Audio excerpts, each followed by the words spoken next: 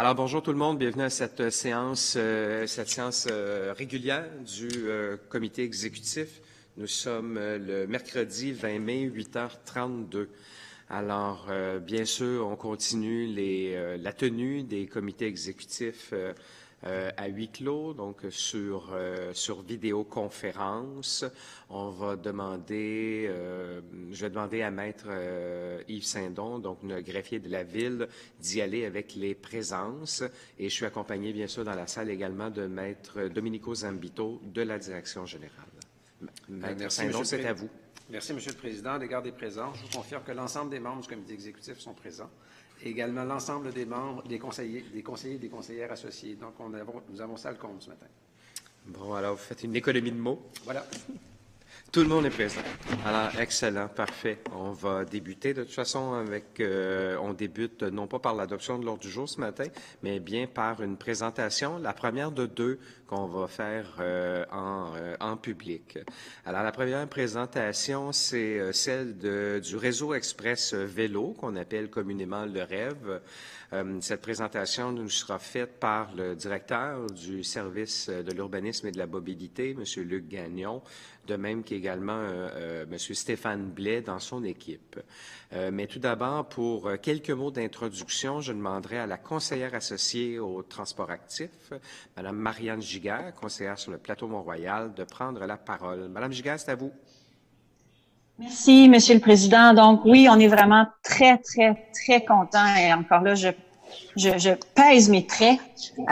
Vous dire à quel point on est heureux de vous présenter ce matin les deux premiers contrats de 3 qui seront adoptés et donc les chantiers du réseau Express Vélo qui seront commencés cette année. En fait, on a déjà Pile qui est en cours, mais ces deux-là, c'est les contrats pour l'axe 1, donc l'axe Berry-la-Jeunesse, Saint-Denis, qui ira du boulevard Gouin jusqu'à Maisonneuve. Donc, on a effectivement M. Stéphane Blais, qui est ingénieur-chef d'équipe vélo à la direction de la mobilité, avec son grand patron, M. Luc Gagnon, qui vont nous présenter les contrats aujourd'hui. Et il y aura plus de nouvelles et d'informations sur le rêve au cours de la journée. C'est vraiment un projet majeur pour Montréal qui va transformer la ville qu'on vous présente ce matin. Merci. Merci beaucoup. On va aller de l'avant avec la présentation. Monsieur Gagnon, Monsieur Blais.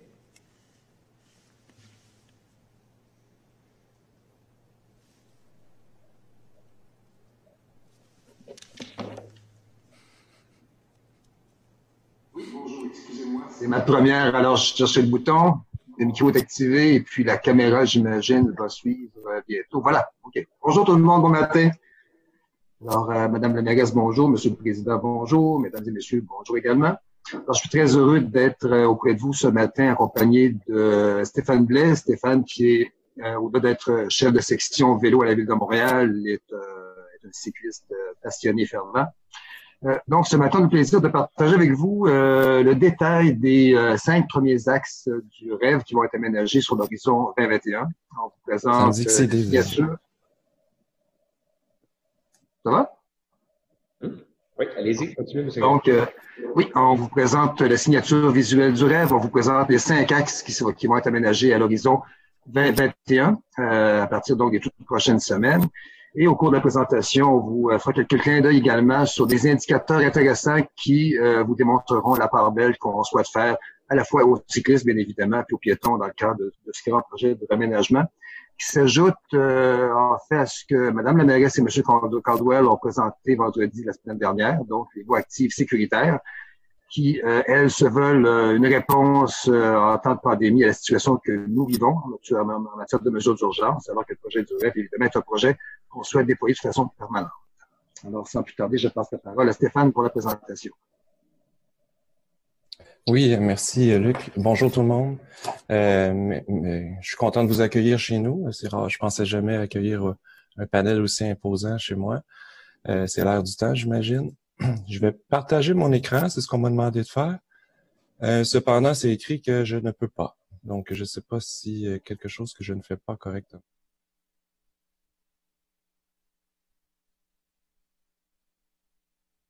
cette autorisation dans quelques instants. Alors, en étant en ligne, maintenant, vous pouvez avoir cette autorisation-là. C'est en train de se faire. Ça devrait fonctionner maintenant. Et voilà. Donc, je vais faire une présentation. Il y a quand même plusieurs diapos dans la présentation. Cependant, je vais aller rapidement pour...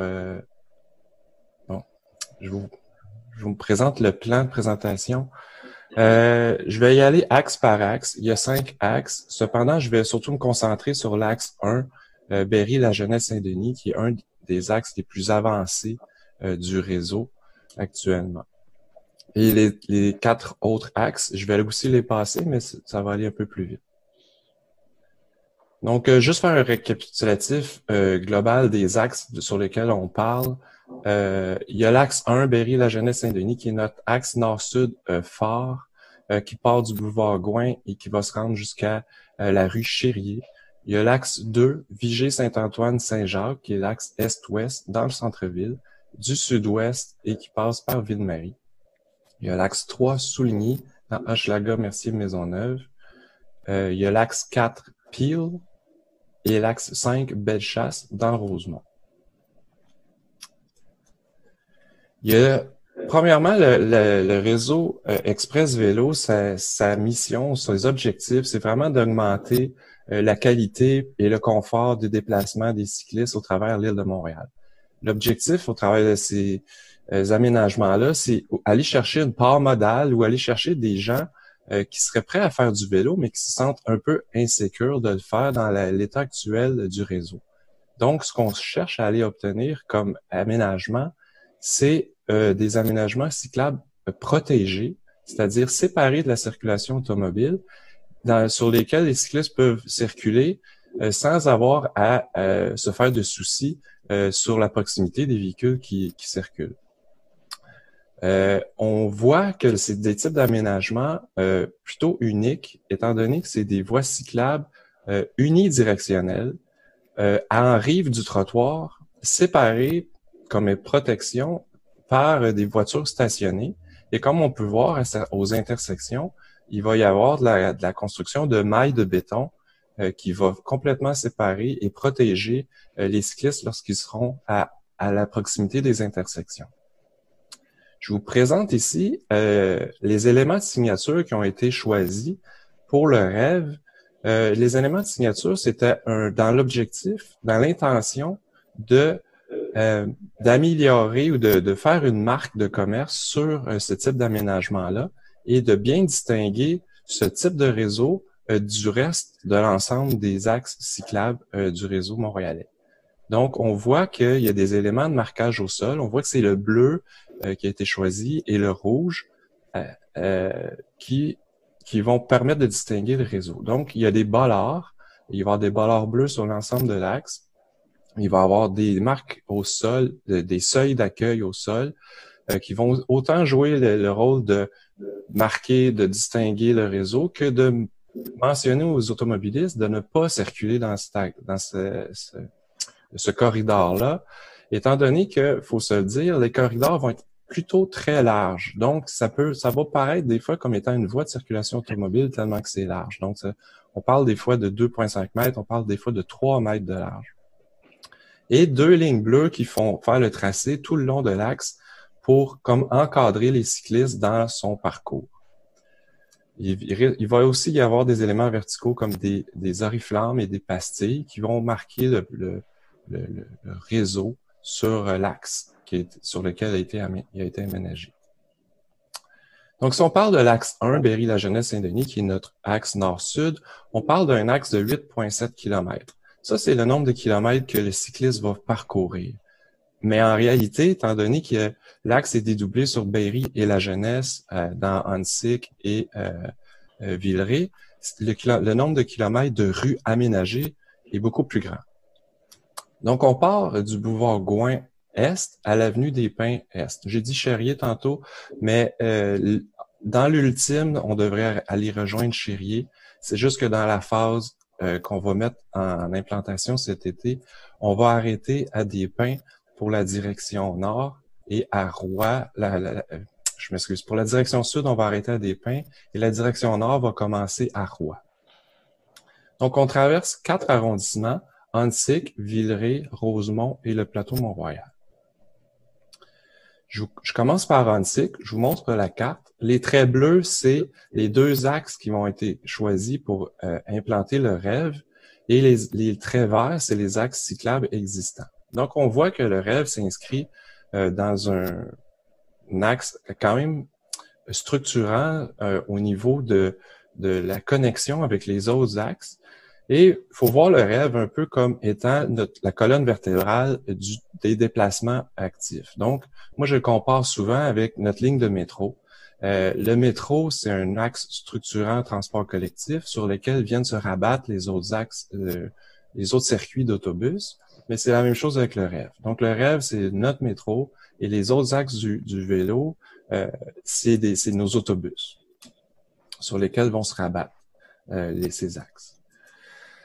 Donc, je vous montre un exemple de ce que ça va donner. Ici, on est au coin de la Jeunesse et Louvain. Et après réalisation, là, c'est une photo d'hiver parce que c'est l'autre aspect du rêve, c'est qu'on veut qu'il soit accessible 4 saisons. Donc, on voit qu'il y a beaucoup de changements.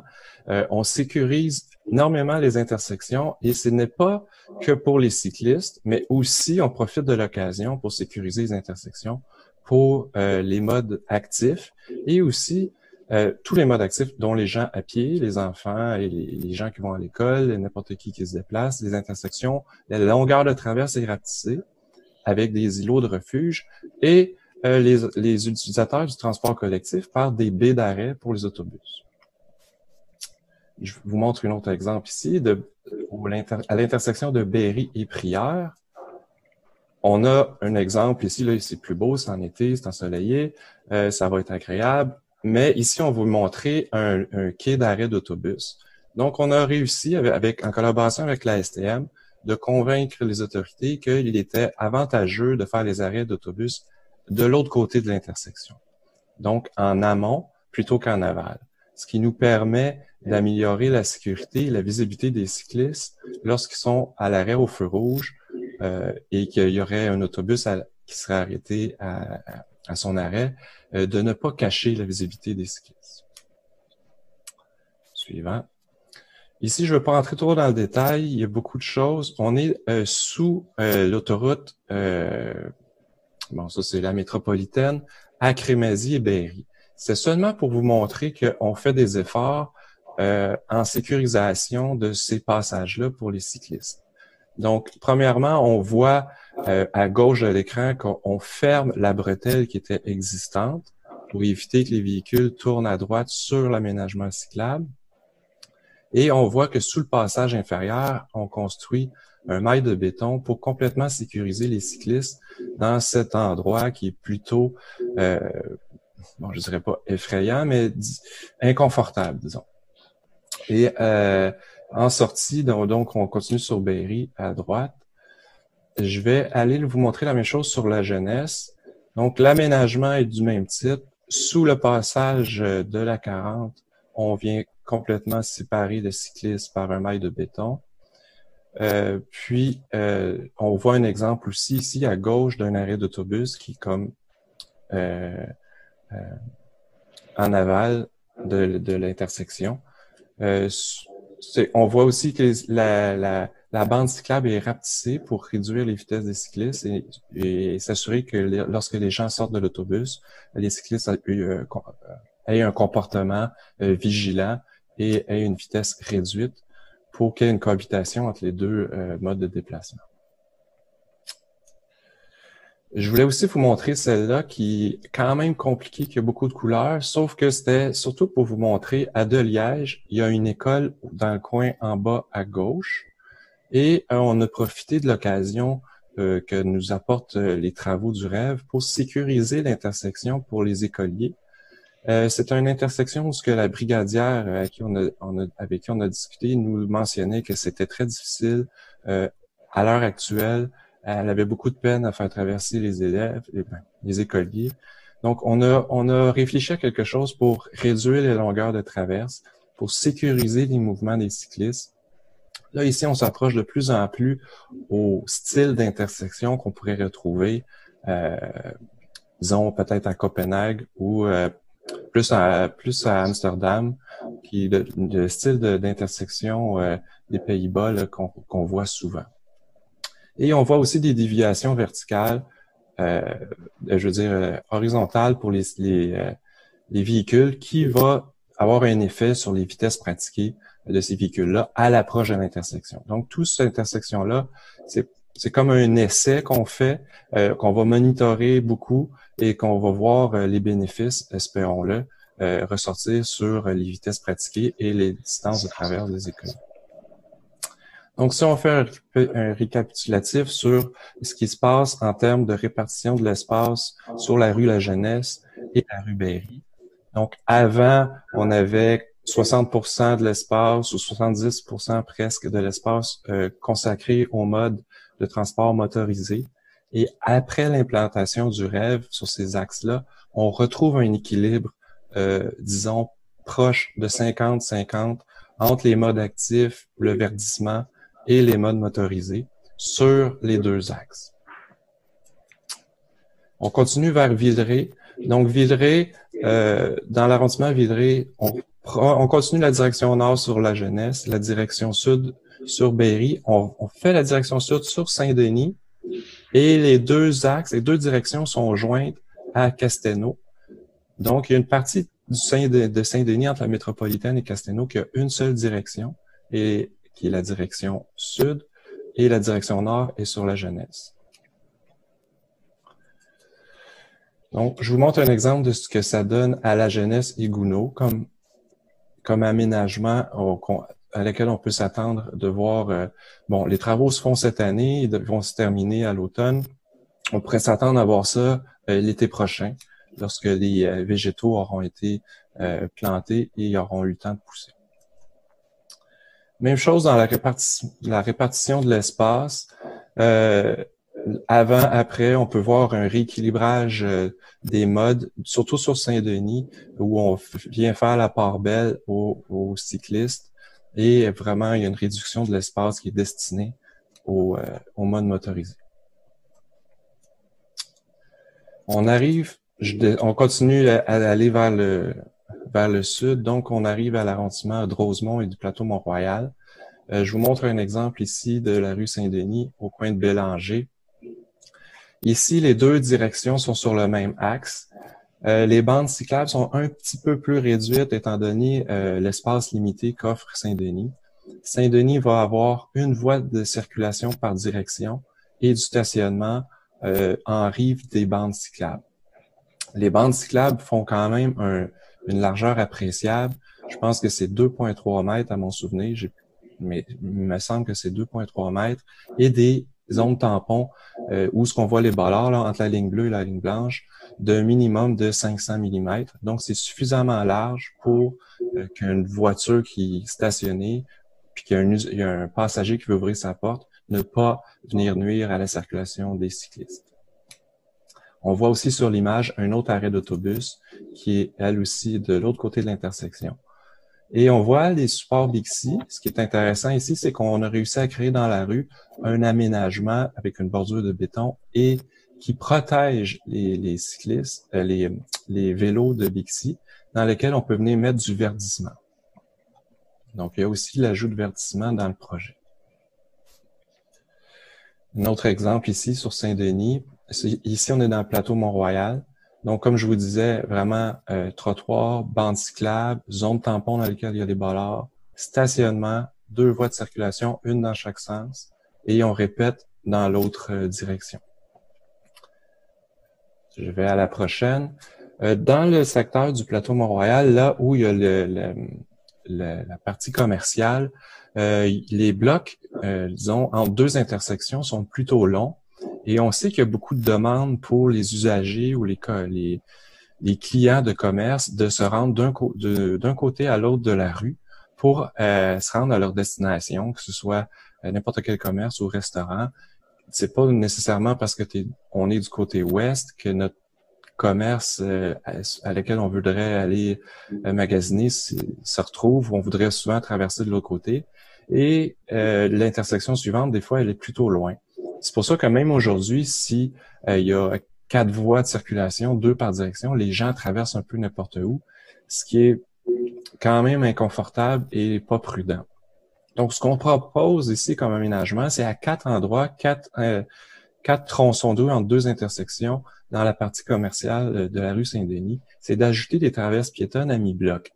Ce genre de traverses-là sont destinées à faciliter la traverse entre les 2 côtés, mais aussi de faire de l'apaisement de circulation par des déviations dans la trajectoire des véhicules, ce qui va les forcer à réduire leur vitesse, et aussi en réduisant la largeur de la chaussée, ce qui donne un effet visuel que, bon, on peut circuler, l'espace est suffisamment large, mais faut pas quand même prendre trop de vitesse parce que c'est plutôt étroit et il y a des risques que tu frôles, tu graffines ta tôle ou tu froisses la tôle sur des aménagements qui sont là au milieu de la rue de béton. Donc, on voit si un piéton veut traverser, il y a plusieurs étapes à faire, mais c'est toutes des étapes faciles et qui se font assez simplement.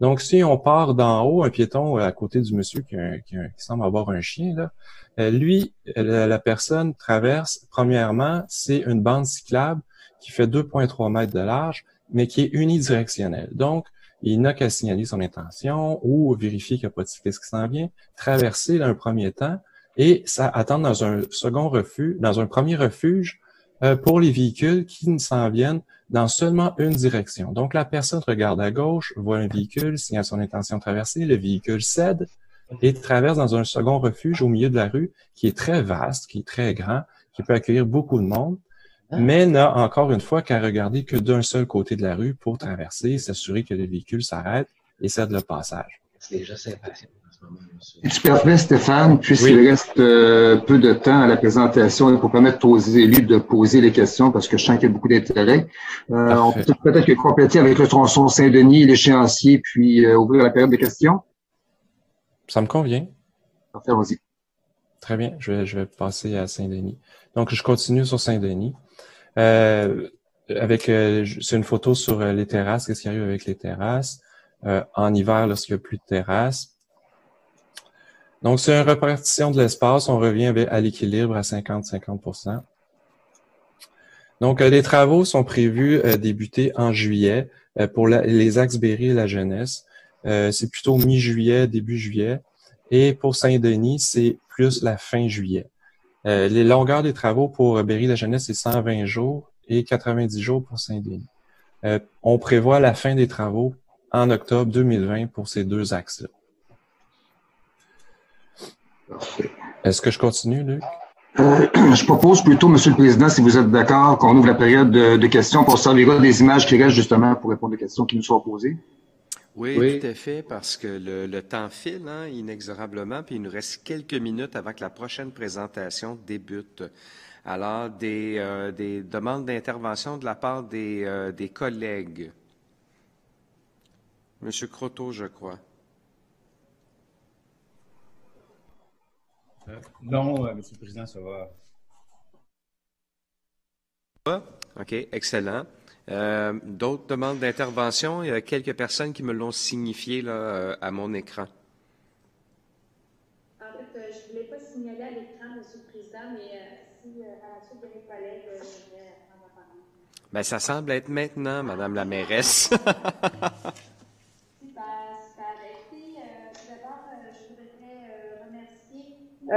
Toute l'équipe qui a fait un travail incroyable. C'est quelque chose à laquelle notre administration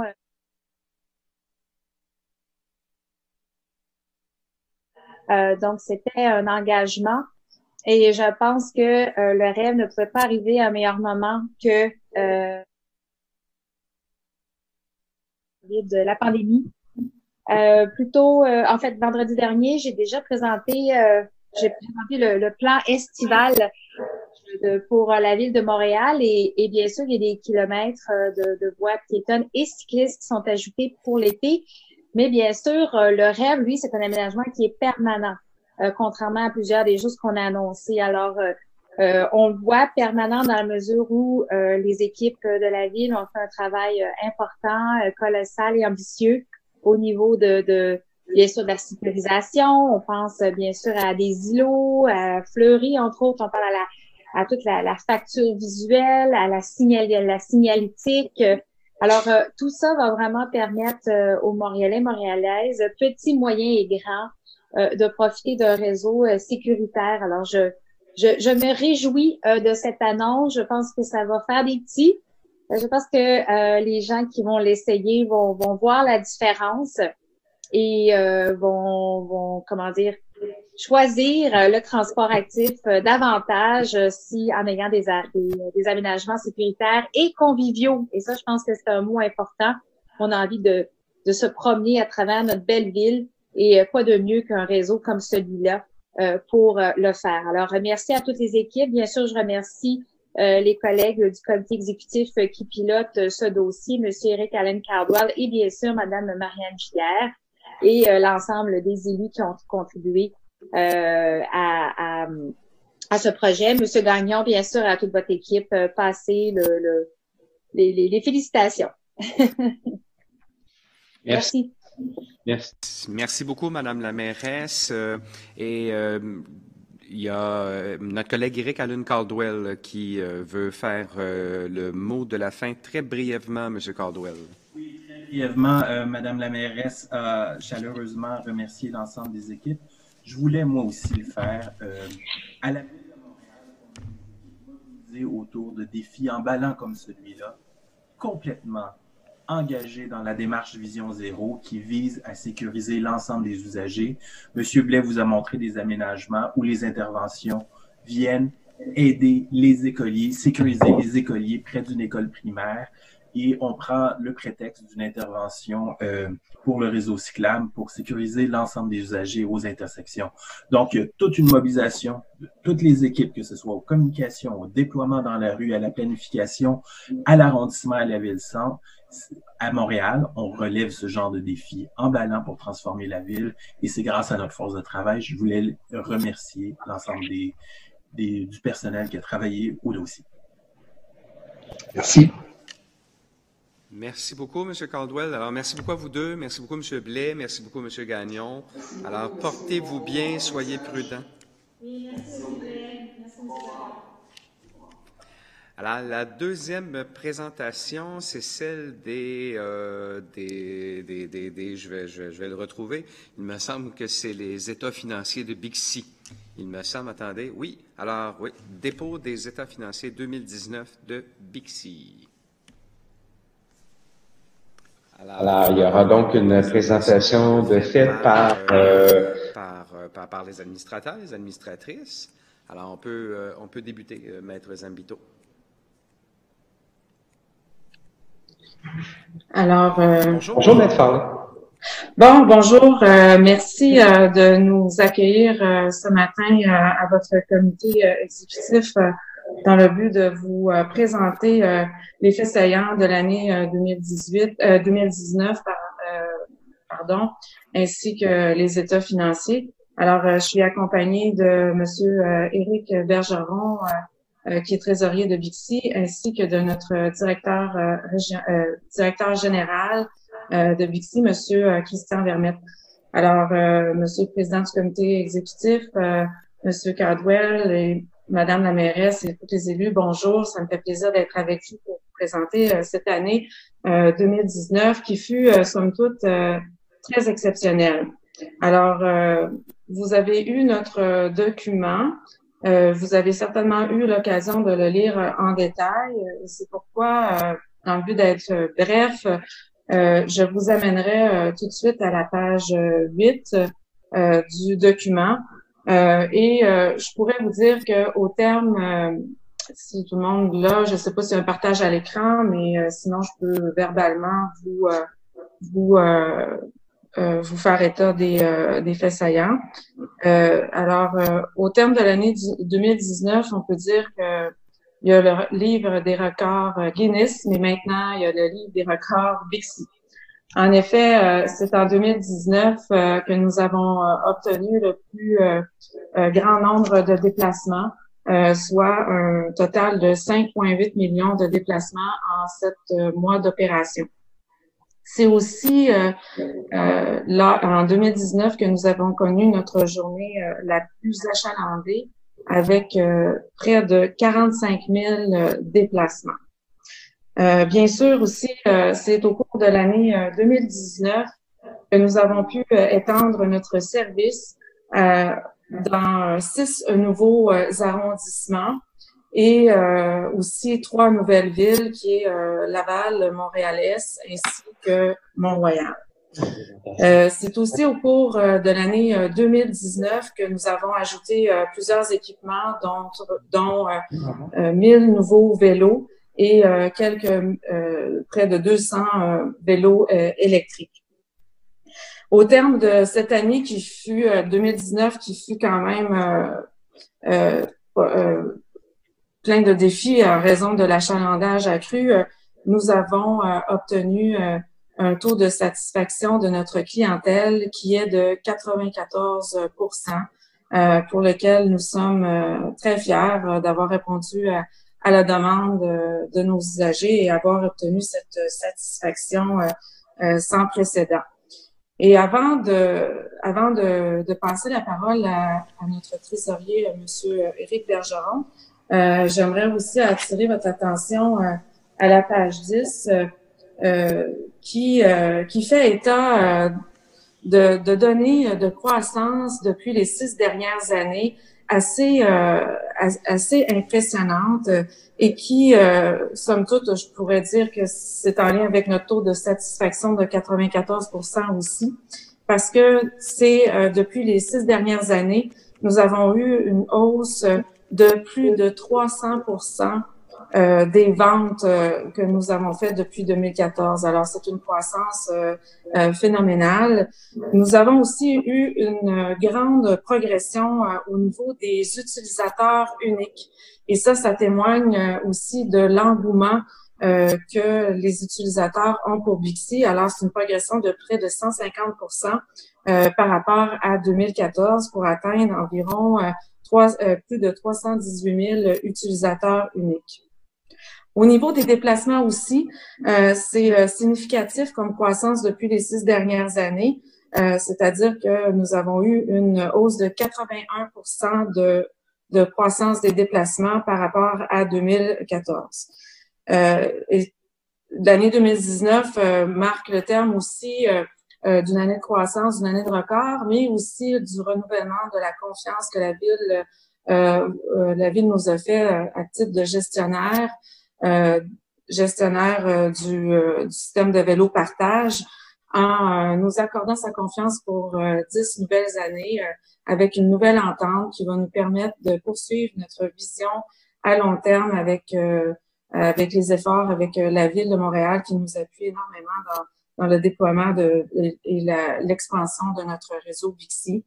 Alors, ça conclut ma présentation des faits saillants pour l'année 2019 et maintenant, je pourrais céder la parole à mon collègue Éric Bergeron pour la présentation des résultats financiers et de la situation financière de Bixi Montréal.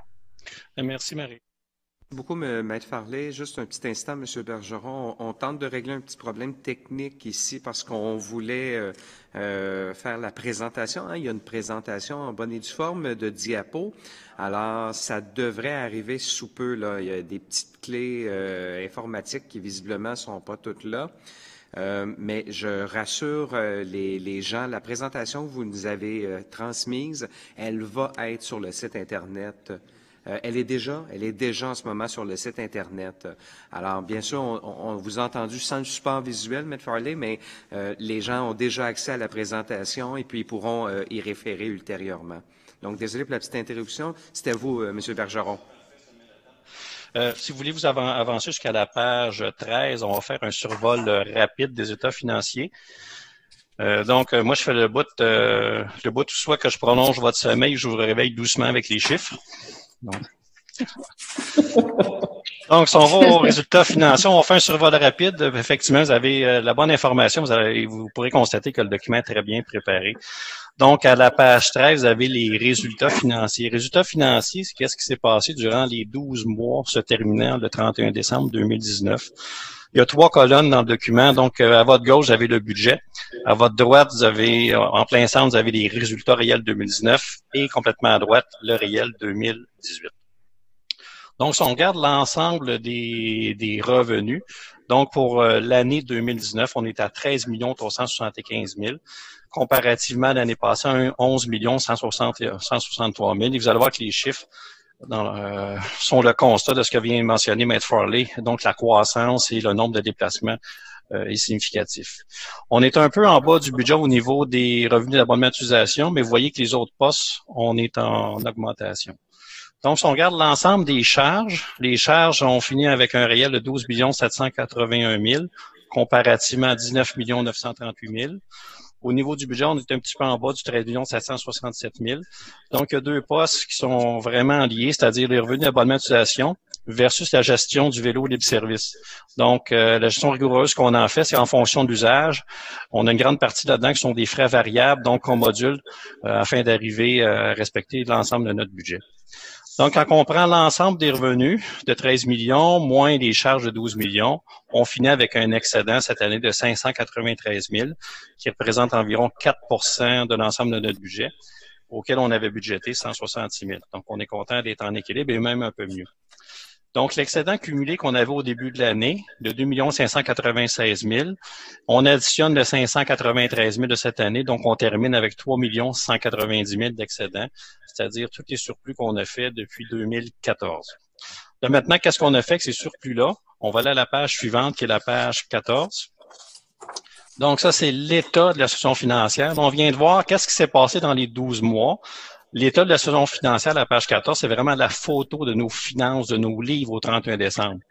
Donc, on a la colonne réelle 2019 et le comparatif 2018. Donc, au niveau des actifs financiers, ce sont de l'argent monnayable. Donc, dans l'encaisse, on avait dans notre compte de banque 1 215 000. On avait des comptes à recevoir de 218 000. Donc, il fait un total de 1 433 000.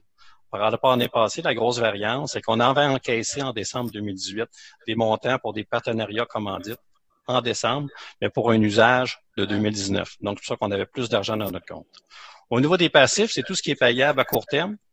Donc, créditeurs, charges à payer, qui sont notamment les comptes fournisseurs, salaires, avantages sociaux, 537 000, montant dû à la ville, 42 000, et l'abonnement perçu d'avance, ce sont des usagers qui payent leur abonnement, et l'abonnement va au-delà du 31 décembre. Donc, ces argents-là, on les garde en réserve pour rendre le service en 2020. Donc, on avait 525 000 déjà d'encaissés au 31 décembre 2019 pour la saison 2020. Si on prend l'ensemble de nos actifs financiers, 1 433 000, on enlève le 1 105 000 de passifs. Donc, l'actif net financier qui nous reste, on peut traduire par un fonds de roulement qui est disponible, il reste 328 000 $, donc qui nous permet de fonctionner. Maintenant, le reste des surplus, qu'est-ce qu'on a fait avec? On a des actifs non financiers un peu plus bas, qui sont notamment les innovations corporelles, qui sont tous les matériels roulants, c'est-à-dire les remorques, les camions, les équipements informatiques, équipements d'entrepôt, immersion locative. Donc, ce sont tous des éléments qu'on a financés en même les surplus sans faire d'endettement. Donc, on est à 1 212 000 cette année. Des stocks, ce sont également tous les stocks de pièces qu'on s'est procurés, qui sont toujours pas installés sur les vélos. Donc, c'est un peu de l'argent qu'on a dépensé d'avance pour l'entretien qu'on va faire. Donc, on a encore au 31 décembre 1 439 000 de pièces. Et on a également des frais payés d'avance, pour 210 000. Donc, on est à 2 864 000 d'actifs qui sont non financiers, dans les actifs qui nous servent à fonctionner. Et on rajoute le 328 000 de fonds de roulement qu'on a parlé tout à l'heure, ce qui explique notre excédent accumulé de 3 190 000.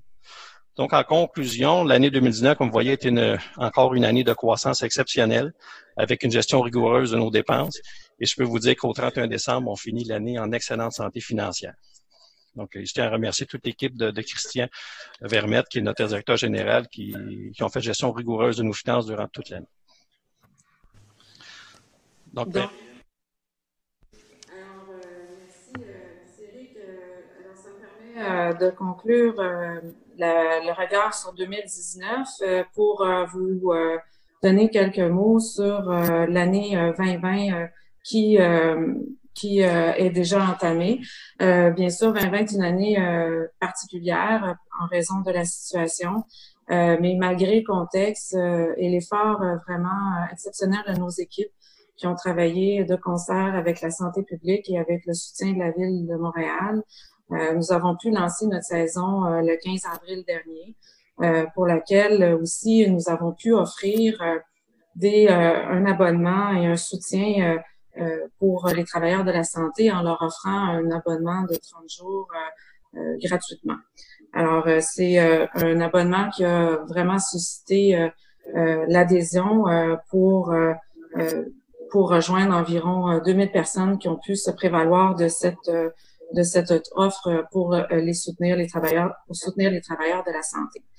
2020 aussi sera exceptionnel parce que malgré la situation, on peut voir un engouement pour le vélo. Alors, bien que c'est très difficile de prévoir quelle sera l'année 2020 pour Bixi, nous aurons l'occasion aussi de soutenir nos usagers avec le contrat qui a été approuvé par la Ville de Montréal pour permettre l'ajout de 1000 vélos électriques au cours de la saison, qui va permettre justement d'offrir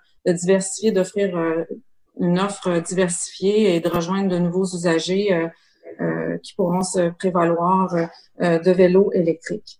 Alors, ceci complète ma présentation. Comme vous le savez, c'est la dernière présentation que je ferai à titre de présidente du conseil d'administration. Nous sommes quelques administrateurs à passer le flambeau, dont moi, Monsieur Bergeron et Monsieur Gilles Corriveau. Ça me donne aussi l'occasion de saluer le travail exceptionnel fait au cours des 6 dernières années de notre directeur général et de son équipe qui ont permis vraiment de remettre sur les rails cette organisation qui avait des grands défis en 2014. Et puis, ça me donne l'occasion aussi de remercier du fond du cœur tous les fonctionnaires ainsi que les élus qui nous ont soutenus avec confiance. Le travail qui a été fait, c'est exceptionnel. Puis, je tenais vraiment à vous remercier chaleureusement pour votre soutien au cours des 6 dernières années. Et particulièrement, Monsieur Caldwell, je tiens à souligner vraiment votre appui qui est sans précédent.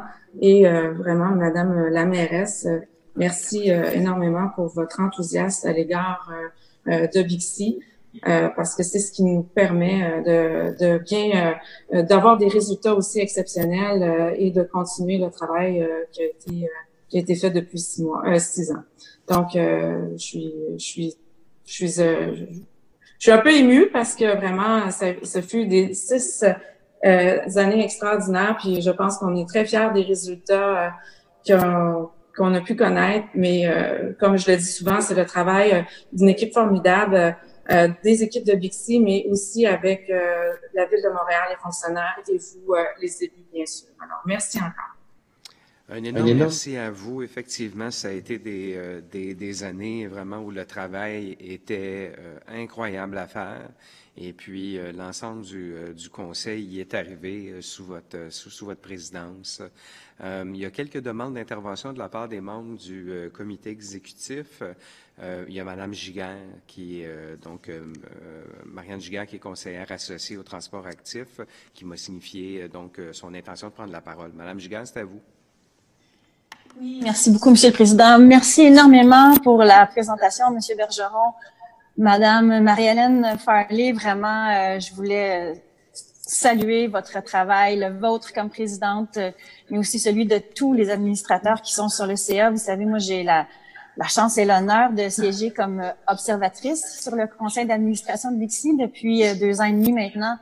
Et j'ai vraiment pu constater la rigueur de votre travail, la passion que vous y avez mis, tous et toutes, votre sensibilité aussi à l'enjeu de la mobilité à Montréal et votre compréhension vraiment fine, non seulement là où doit aller une organisation comme Bixi, surtout en termes de fine pointe de la technologie, parce que c'est du vélo, mais Bixi, c'est aussi tout un système très complexe et d'autant plus complexe maintenant qu'on a ajouté les vélos à assistance électrique. Et pour ça, vraiment, moi, je veux juste souligner votre travail au fait vélo à Montréal et à quel point Bixi est un partenaire vraiment proche, étroit et nécessaire pour amener Montréal non seulement où elle est déjà rendue, parce que c'est spectaculaire à quel point on est une ville vélo malgré l'hiver, malgré le relief, et qu'on va continuer donc à développer ce goût-là pour les déplacements actifs, pour les déplacements utilitaires à vélo chez les Montréalais et Montréalaises. Donc, vraiment, là, gratitude infinie. Puis, pour ceux qui restent, lâchez pas. Merci beaucoup. Merci beaucoup. Il y a la prochaine intervention, c'est celle de Madame la mairesse. Monsieur le Président. Tout d'abord, j'aimerais remercier Madame Farley, Monsieur Bergeron, Monsieur Vermette d'être venus nous présenter l'état de la situation ce matin. Juste avant vous, c'était la présentation de notre réseau Express Vélo. Alors, ça va bien ensemble, évidemment. Pour nous, Bixi est un membre, important, voire nécessaire de toute cette offre de mobilité. Et bien sûr, Marie-Hélène, mes mots vont tout d'abord vers toi. Je tenais à te remercier personnellement pour ton implication au cours des 6 dernières années.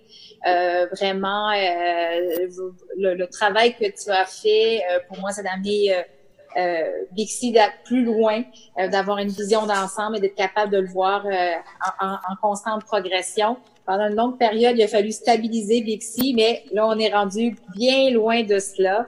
On a encore des défis, mais ça, c'est normal. Mais il en demeure pas moins que ta présidence a été extrêmement appréciée. Alors, je peux te dire, mission accomplie, là, on a adoré travailler avec toi. Je m'excuse, je suis rendue au-dessus. Bon. Et je tiens d'ailleurs également à remercier M. Bergeron qui nous quitte. Je vous remercie énormément pour tout votre travail. Les échos que j'ai de mes collègues, M. Cardwell et Mme Giguère, c'est justement à quel point l'équipe de Bixi, le conseil d'administration, travaille extrêmement fort, très dévoué, dédié. Et je vous remercie énormément de cette contribution. Et je pense que vous resterez pas loin. Pour moi, je pense que Bixi, c'est comme ça fait partie de la grande famille montréalaise, si on veut, par rapport au transport actif et la mobilité douce. Donc, un grand merci à vous tous. Et puis, Monsieur Vermette, on continue, n'est-ce pas, avec des défis, mais honnêtement, moi, je vois des opportunités. Et je pense que ce qui se passe en ce moment, bien que personne n'aurait souhaité une pandémie comme celle-ci, il faut voir les occasions de pouvoir, approfondir notre lien avec le vélo. Et je pense que Bixi va devenir un acteur encore plus incontournable pour bien des Montréalais et Montréalaises. Et ça, on s'en réjouit. Alors, on continue à travailler. Madame la Présidente, merci encore. Monsieur Bergeron, merci de votre implication. Merci. Merci beaucoup. Alors, passez un excellent mercredi, tout le monde. Merci. Merci beaucoup. Merci.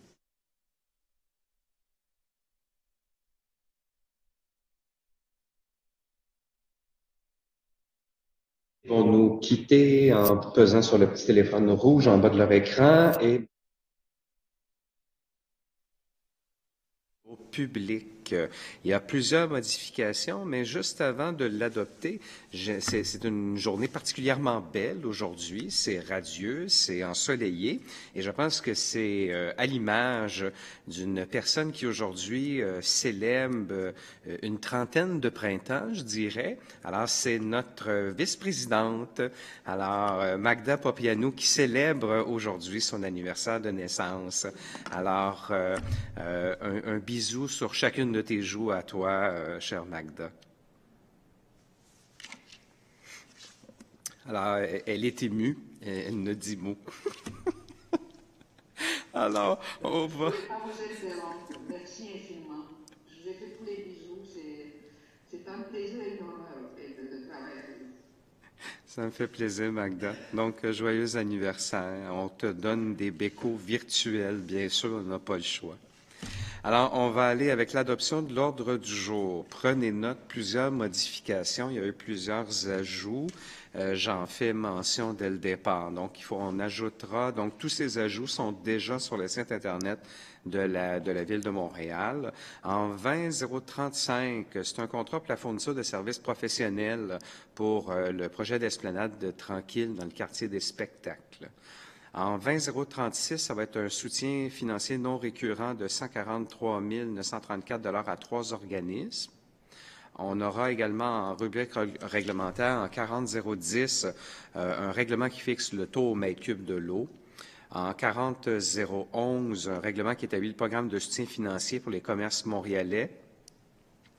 En 40012, un règlement, donc, avec changement, on va l'adopter avec changement, un règlement sur les subventions au SDC pour le Fonds de dynamisation des rues commerciales. Et puis, par la suite, en dépôt, 3 nouveaux documents. Il y aura le rapport annuel de l'OCPM, le rapport de consultation de l'OCPM, mais cette fois sur le PPU du nord de l'île des Sœurs. Et également, l'OCPM nous dépose son rapport sur le projet de règlement pour une métropole mixte.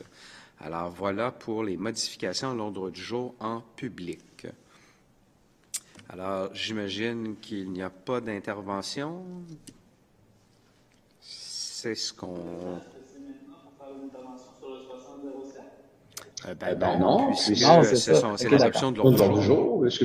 Alors, on va les faire un après l'autre. Parce que c'est le dernier point de l'ordre du jour, 60.007. Alors, l'ordre du jour est adopté. On va passer maintenant à 10.004, qui est l'adoption du procès verbal de la séance extraordinaire du 23 avril dernier. Et on avait fait également le 26 avril dernier, donc 2 séances extraordinaires. Des questions, des commentaires? C'est approuvé. En 10.006, c'est la séance ordinaire du 29 avril dernier. C'est fait. Et en 10.007, c'est la séance extraordinaire du 1er mai dernier. Voilà, c'est approuvé. On passe à la rubrique affaires contractuelles et ça débute avec 20.001. Non, excusez-moi, 20.002. 20.002. C'est un contrat à MD Charlton Company Limited des Remparts International Corporation pour l'acquisition d'armes de support pour le SPVM. C'est adopté. 20.003. Cette fois, c'est une entente cadre avec MD Charlton Company pour 12 mois, avec une option de prolongation de 12 mois pour l'acquisition de 4 armes à impulsion électrique, de munitions et d'accessoires de marque Taser X2. C'est pour le maintien des compétences du SPVM. C'est adopté. 20.004, des contrats à multirecyclage SD incorporé, de même qu'à GFL Environnemental incorporé et à Tria Éco-Énergie. C'est pour la réception, le tri et la valorisation de bois et ça nous vient d'un peu partout sur le territoire de l'Aglo et également des 7 écocentres de notre territoire. C'est adopté. 20.006, deuxième option de prolongation qu'on va exercer. Et nécessairement, il y a une dépense additionnelle de près de 93 000 $ arrondis. Et c'est pour la location, l'entretien et la réparation de vêtements de travail à l'usine d'épuration d'eau. C'est fait. 20.007, autoriser la modification de l'aspect financier du contrat qui avait été accordé à PBSC Solutions Urbaines pour l'acquisition de 2150 vélos à assistance électrique. Alors, on vient modifier l'imputation donc au règlement d'emprunt. Il y a une petite erreur, on le corrige. Voilà, c'est fait. 20.008, c'est autoriser le transfert d'un montant de 163 552 $ et 25 sous, taxes incluses, des dépenses incidentes et on envoie ça aux dépenses contingentes. Alors, c'est pour des travaux de voirie et d'éclairage sur le boulevard Château-du-Neuf, boulevard Roi-René, à l'avenue Jean-Després d'Anjou. C'est adopté. 20.009, un contrat à l'entreprise Groupe Axino pour la réhabilitation et l'agrandissement de la bibliothèque Maisonneuve et l'aménagement des espaces publics extérieurs. C'est fait. 20.010, un contrat de travaux routiers Métropole incorporé pour des travaux de remplacement d'une conduite d'eau secondaire, la réfection de la chaussée et du trottoir sur la largeur de la tranchée de la rue Gosford, le long ici de l'Hôtel de Ville. C'est adopté. 20.011, un contrat s'annexant services environnementaux pour la construction de chambres de vente et de mesure dans le secteur Côte-des-Neiges. C'est adopté. 20.012, un contrat Ali Excavation pour la construction de chambres de vente et de mesure dans le secteur de Saint-Laurent. C'est adopté. 20.013, un contrat à Ramcor Construction Incorporée des travaux de voirie, d'éclairage et de feux de circulation dans l'avenue des Canadiens de Montréal, donc dans l'arrondissement de Ville-Marie. C'est adopté. 20.014, un contrat à Loisel pour des travaux d'égout de conduite d'eau secondaire et de voirie dans la rue de la Commune, dans l'arrondissement de Ville-Marie. C'est adopté. 20.015, un contrat s'annexant pour des travaux de réhabilitation de conduite d'eau secondaire par chemisage dans différentes rues de la ville. C'est adopté. 20.017, un contrat s'annexant services environnementaux pour le même type de travaux, mais dans d'autres secteurs de la ville. C'est adopté. 20.019, des ententes cadres de services professionnels avec WSP Canada, FNX Innov et Stantec Expert Conseil. C'est pour du soutien technique à la mise en œuvre de différents projets qui sont faits à la direction de la mobilité pour les 3 prochaines années. C'est adopté. 20.020, une entente cadre avec EXP de 24 mois pour des services professionnels en mécanique du bâtiment et en électricité du bâtiment pour différents mandats qui sont faits au SGPI. C'est adopté. 20.021, c'est l'addenda numéro 1 pour une entente détaillée entre l'ARTM et la Ville pour établir la répartition des responsabilités relatives au projet de reconstruction et de requalification du boulevard P9. C'est adopté. 20.022, un projet d'avenant à l'entente intervenue le 28 mars 2018 entre la Ville et le ministère de l'Environnement. Et c'était relatif à l'octroi d'une subvention de 75 millions de dollars pour de la réhabilitation de terrains contaminés. C'est adopté. 20.027, c'est une aide financière aux artistes et travailleurs culturels mentionnés au dossier décisionnel. Et c'est pour la différence entre les dépenses qui ont été engagées et payées pour l'exécution des contrats et les conventions avant leur résiliation. Et c'est pour le montant total prévu au contrat. Pour nous en parler, la responsable notamment de la culture. Madame Papianou, c'était vous? Oui, merci beaucoup, Monsieur le Président. Donc, ça me fait chaud au cœur toujours de faire ce genre d'annonce et expliquer autant aux membres du comité exécutif qu'à la population la façon de gérer de notre administration. Comme vous le savez, la crise sanitaire a entraîné l'annulation de l'ensemble des spectacles, des événements culturels et des expositions sur le territoire montréalais. Et suite à l'annonce qui a été faite en réalité le 7 avril dernier, nous avons activement cherché un moyen de soutenir les artistes et les travailleurs culturels qui ont vu leur événement annulé et leur contrat. Donc, ça a aggravé clairement la précarité d'un milieu qui est frappé de plein fouet. La mairesse et l'administration s'est engagée clairement de respecter tous les engagements pris pour l'année 2020. Donc, c'est ici que rentre en jeu cette procédure qui se déroule en réalité en concertation avec les arrondissements et que vous la verrez aussi dans les semaines à venir, puisque les arrondissements vont faire un transfert de compétences vers la ville-centre pour des raisons légales et la ville procède à l'annulation des contrats de subvention pour reprendre la suite des subventions par une décision du comité exécutif. C'est une démarche qui souhaite soutenir les artistes, soutenir les organismes culturels, ceux qui avaient déjà pris des engagements pour animer nos espaces, les maisons de la culture, nos espaces, les parcs, il y avait plein de choses à faire. Donc, je suis très fière de vous annoncer cette procédure qui semble un peu administrative, mais en arrière d'elle, il y a une volonté d'aider le milieu culturel montréalais. Merci.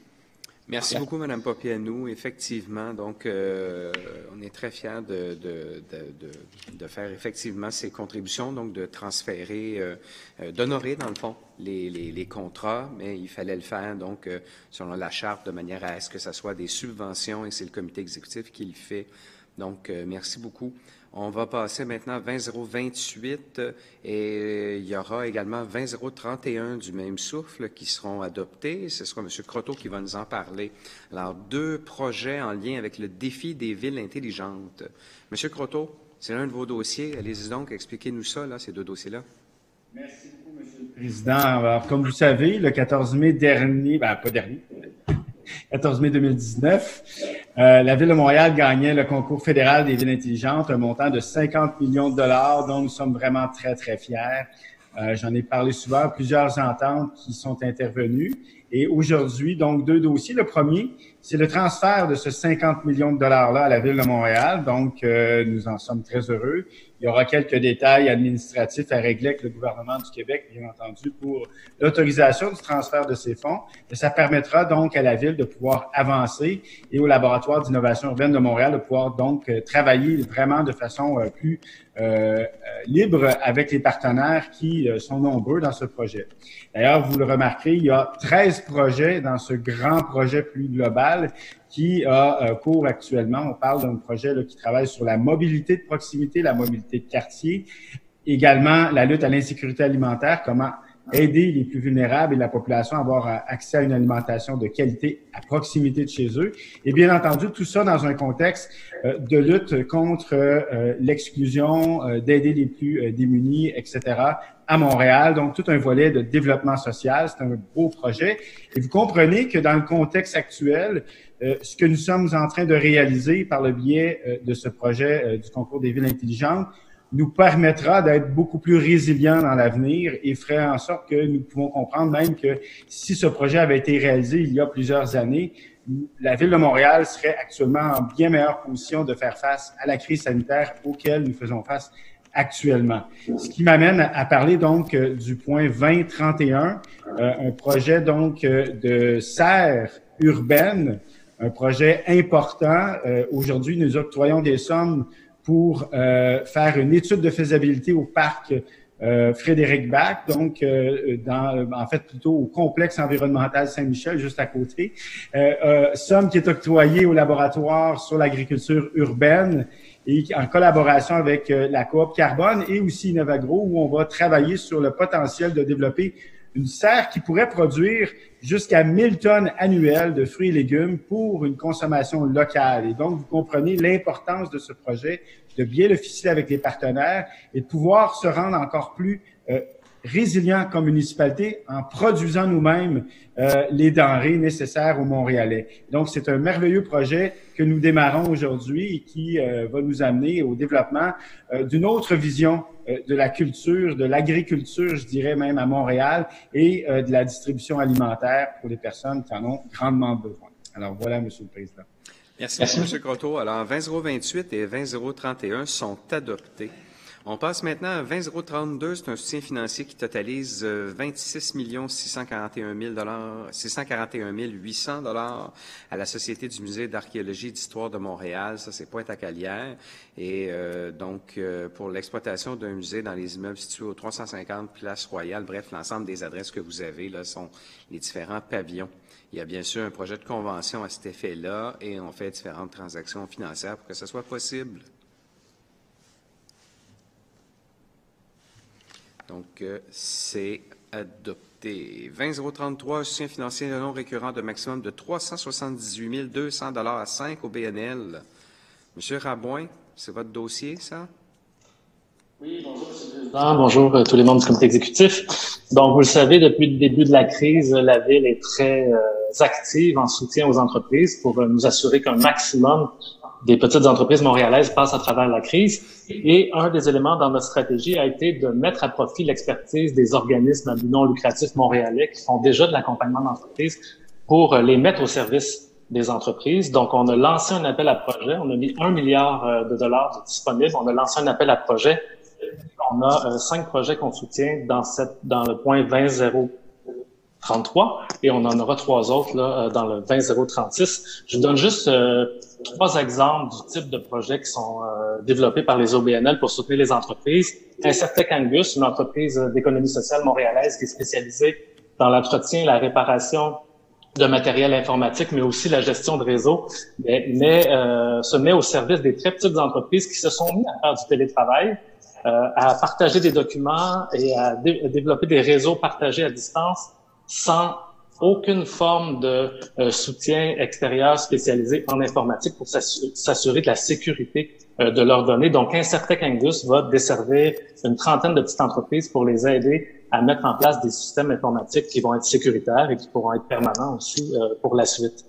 On a un collectif qui a été formé par la Guilde des développeurs de jeux vidéo indépendants du Québec qui s'est associé avec XM, Zoo, Lapsin, MTLab, tous des organismes qui sont spécialisés dans l'accompagnement d'entreprises créatives et ils se mettent ensemble pour offrir du soutien technique justement au secteur créatif qui est quand même une des grandes forces de Montréal et on veut évidemment préserver cette force-là et s'assurer que le maximum d'entreprises créatives restent bien en vie et continuent à faire rayonner Montréal ici et ailleurs. Et un troisième exemple, c'est celui du regroupement des jeunes chambres de commerce qui a développé un projet spécifique pour les jeunes entrepreneurs issus de la diversité.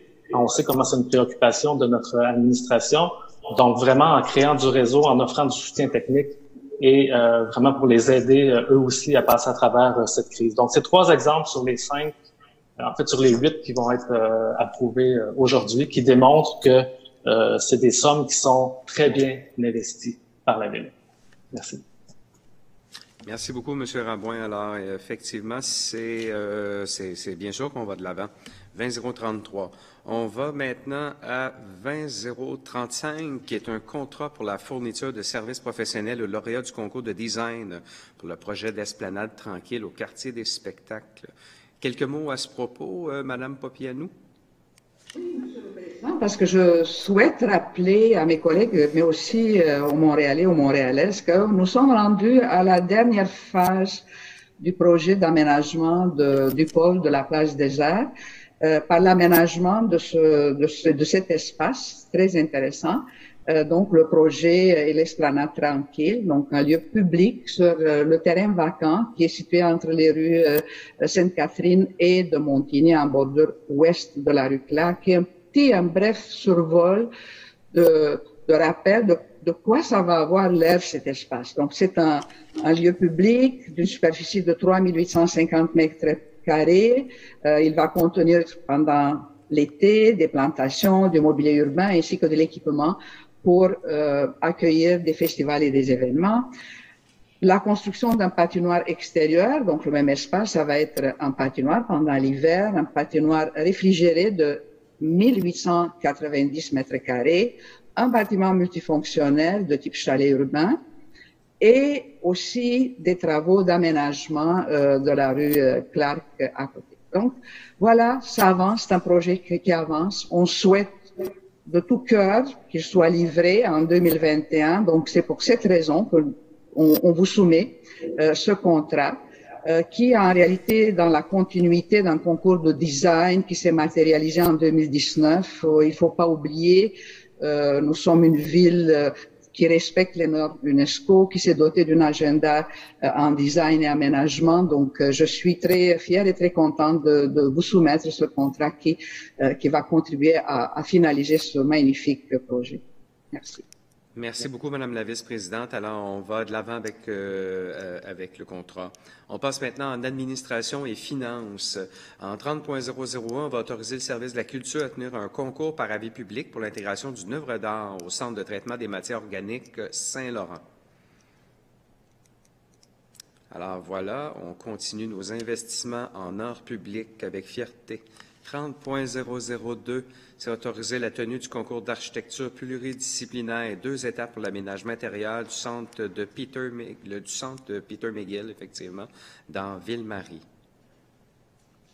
C'est adopté. En 30.008, c'est autoriser le paiement d'une cotisation de 22 000 $ à la Fondation du Centre Jacques-Cartier pour la présente année, bien sûr, comme membre. C'est adopté. 30.009, c'est le renouvellement du mandat de M. Michel Rochefort, qui est au comité Jacques Vigée, et ça sera jusqu'au 25 avril 2023. C'est adopté. On passe en 40 maintenant les aspects réglementaires. 40.001, c'est le règlement qui modifie le plan d'urbanisme de la Ville de Montréal pour assurer la concordance au schéma d'aménagement et de développement de l'agglo de Montréal. C'est adopté. 40.002, le règlement sur les districts électoraux aux fins de la tenue de la prochaine élection générale du 7 novembre 2021. C'est adopté. 40.004, le règlement d'emprunt de 32 millions de dollars pour la 4e tranche de contribution municipale pour le SRB P9. C'est adopté. 40.005, le règlement d'emprunt de la STM, donc le 170-1 qui modifie le précédent. C'était 249 723 966 dollars pour le centre de transport Bellechasse. C'est adopté. 40.006, le règlement qui modifie le règlement R168, toujours de la STM, de 210 millions de dollars pour l'accessibilité des stations de métro phase 1. C'est fait. 40.007, alors le règlement qui vient modifier le R156-1, qui est un règlement d'emprunt, 394,5 millions. C'est ça, 394,5 millions de dollars pour le projet de garage Côte-Vertu. C'est adopté. 40.008, on vient approuver la conformité au schéma d'aménagement et de développement de l'agglo de Montréal, le règlement de la cité de Dorval qui modifiait son règlement de zonage. C'est adopté. 40.009, on va désapprouver la conformité au plan d'urbanisme et au schéma d'aménagement et de développement de l'agglo de Montréal, le règlement mentionné, considérant la non-conformité des affectations. C'est fait. 40.010, c'est un règlement qui vient fixer le taux au mètre cube de l'eau en fonction des coûts réels relatifs à l'alimentation en eau potable. Et c'est pour les quotes-parts, donc pour l'alimentation en eau potable pour chacune des villes liées. C'est adopté. 40.011, le règlement qui établit le programme de soutien financier qui vise à soutenir des commerçants montréalais dans le cadre d'une campagne de sociofinancement. C'est avec une somme de 500 000 $ pour sa mise en œuvre. Il y a déjà eu une superbe annonce et ça va bon train. Ça va vraiment bien dans les arrondissements participants. On rappelle que c'est avec un partenaire qui s'appelle La Ruche. 40.012, adopté avec changement le règlement intitulé « Règlement sur les subventions aux sociétés de développement commercial financées par le Fonds de dynamisation des rues commerciales ». On va réserver 106 090 $ pour les besoins complémentaires dans ce fonds. C'est adopté. On passe maintenant à la rubrique information. Donc, on va déposer un certain nombre de documents, prendre connaissance également de différents avis.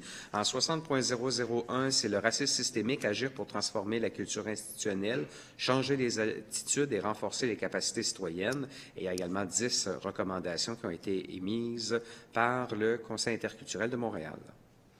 60.002, on va déposer à l'Assemblée du Conseil municipal de la semaine prochaine le rapport financier consolidé vérifié de la Ville de Montréal sur les formulaires, les formules prescrites donc par le MAMACH. Alors, on va le faire également au Conseil d'agglomération qui est le point 60.003. 60.004, on va prendre acte du dépôt des états financiers 2019 de Bixi. En 005, c'est le dépôt du rapport annuel de l'OCPM. 60.006, c'est l'OCPM qui nous fait son rapport sur la partie nord de l'île des Sœurs. Et en 60.007, le moment tant attendu par M. Baudry depuis une bonne vingtaine de minutes, c'est le projet de règlement pour une métropole mixte. Alors, il y a déjà quelques affaires là, qui se sont dites là-dessus, mais rajoutez-en, là, parce que c'est vraiment une fierté pour notre administration, ce règlement-là.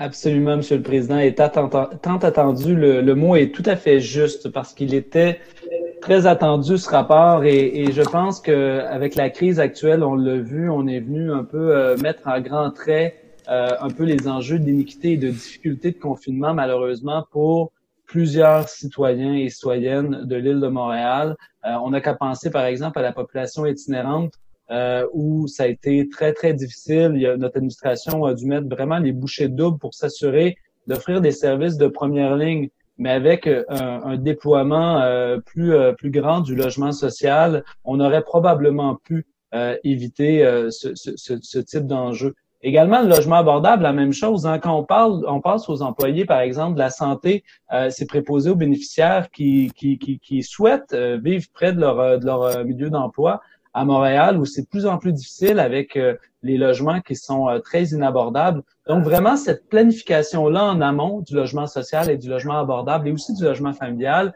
permet effectivement de répondre à ces besoins-là, mais permettra là, pour l'avenir une plus grande résilience des villes. Mon collègue Croteau en avait parlé, ce terme-là, résilience. Parce que oui, on va travailler à cette relance et le logement social, le logement abordable va passer par la relance économique de Montréal, mais notre règlement pour une métropole mixte en sera aussi assez central et permettra justement d'assurer cette résilience.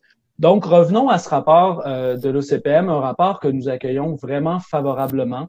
Tout d'abord, 16 recommandations, dont la première et la plus importante concernant le logement social.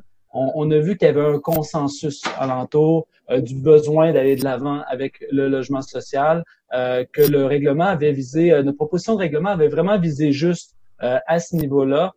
Donc, unanimement, les partenaires qui se sont présentés à la commission souhaitent qu'on puisse développer cet aspect-là de notre règlement. Pour ce qui est du volet abordable et familial, c'est sans surprise que la commission soulève certains aménagements que nous devrions faire avant d'aller de l'avant. Et la bonne nouvelle, c'est que notre administration s'était déjà mis au travail parce que nous avons suivi les travaux de la commission et nous allons pouvoir répondre favorablement à ces aménagements sur l'abordable pour assurer cette pérennité, l'abordabilité aussi. Donc vraiment, on est en travail et on va le travailler comme on a fait le premier projet de règlement en partenariat avec tous les acteurs, autant les acteurs sociaux que les acteurs corporatifs, avec cette table que nous allons réanimer pour réunir les partenaires avec qui nous avons travaillé sur ce premier projet de règlement afin de leur présenter ces aménagements-là pour pouvoir aller de l'avant comme prévu.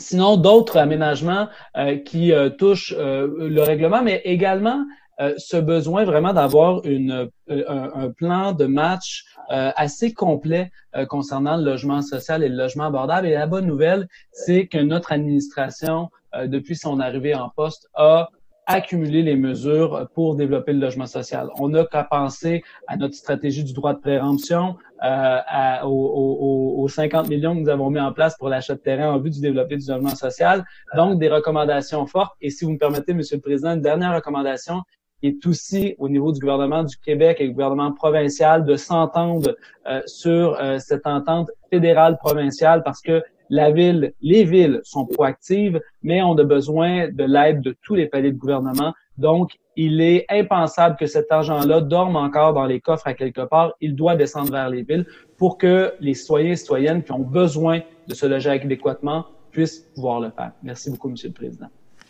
Merci beaucoup, M. Baudry. Effectivement, là, c'est beaucoup de municipalités qui demandent au gouvernement canadien et au gouvernement québécois de s'entendre, d'aller de l'avant, de signer une entente.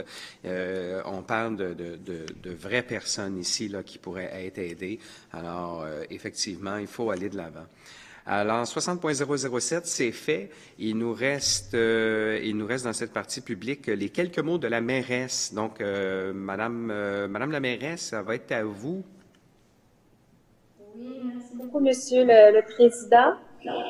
Écoutez, il y a déjà pas mal de choses que je vous ai dites ce matin. Bien sûr, je tenais à souligner le travail de la présidente sortante de Dixie, Madame Parley. Il y a eu notre très belle présentation du rêve qui nous fait rêver déjà à ça à quoi le réseau cyclable va ressembler cet été. Le dernier point que je vais profiter de ma tribune dont je souhaite vous parler, c'est à titre de mairesse de Ville-Marie. Il y a beaucoup de travail qui a été fait, comme l'ensemble des arrondissements, pour accommoder les marcheurs, les cyclistes, mais aussi les clients de nos artères commerciales locales. Et je pense que ça démontre bien l'approche de notre administration dans cette crise. C'est toujours une approche qui se veut proactive, positive et qui réfléchit à l'ensemble des utilisateurs et avec ce souhait permanent, de ne laisser personne derrière.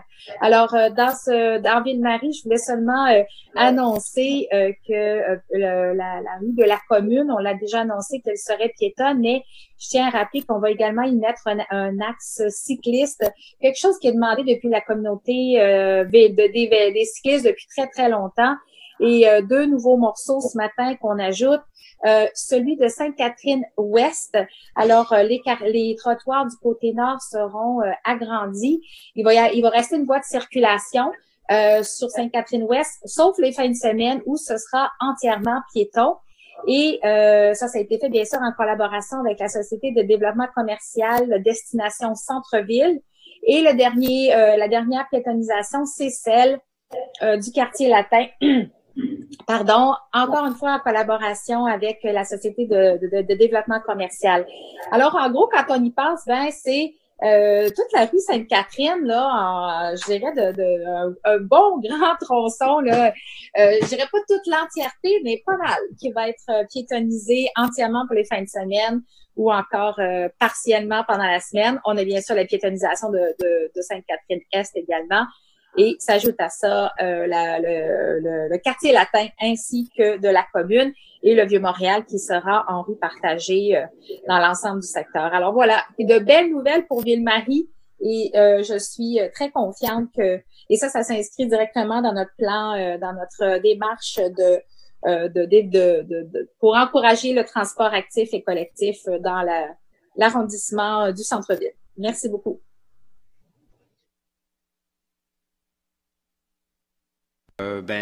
Ça met fin à la partie publique de nos délibérations. On se revoit dans 2 semaines, puisque la semaine prochaine, c'est semaine de conseil municipal et de conseil d'agglomération. Donc, il y aura séance de travail pour les membres du comité exécutif, mais pas de séance publique. Et les membres du comité exécutif, on va se réunir aussi bien sûr, aux 5 jours pour renouveler l'état d'urgence local. Alors, on pourra faire ça demain, membres du comité exécutif. Mais en tout cas, restez avec nous. La web diffusion se termine, mais pas nos débats. Merci beaucoup tout le monde à la maison.